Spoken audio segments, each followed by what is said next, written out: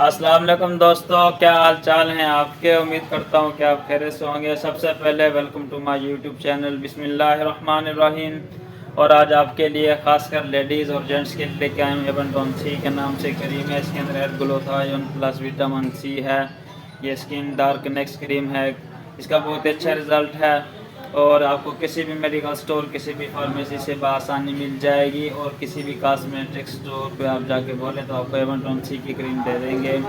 और Avon tone सी का face wash भी होता है, वो भी इसके साथ इस्तेमाल करें। ये आपके स्किन के ऊपर जौन से छाइयाँ, दाग धब्बे जौन से भी होते हैं, जैसा के भी यानी कि भी छाइयाँ, कील, मुहासे, दाने वगैरह, पिंपल्स वगैरह जो भी होता है वो बिल्कुल क्लियर करती है। इसका बहुत ही अच्छा रिजल्ट है और बहुत ही ज़्यादा कस्टमर लेके जाते हैं। ये बहुत ही ज़्यादा कस्टमर की डिमांड है, सोचा कि आपके साथ भी शेयर कर लूँ।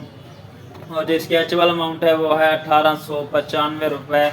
ये आपको किसी भी करीबी मेडिकल स्टोर, किसी भी फार्मेसी से मिल जाएगी।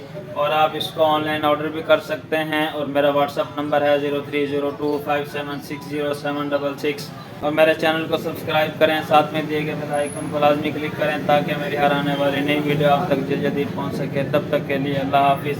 इंशाअल्लाह ज़रूर मुलाकात होगी एक नई प्रोडक्ट के साथ।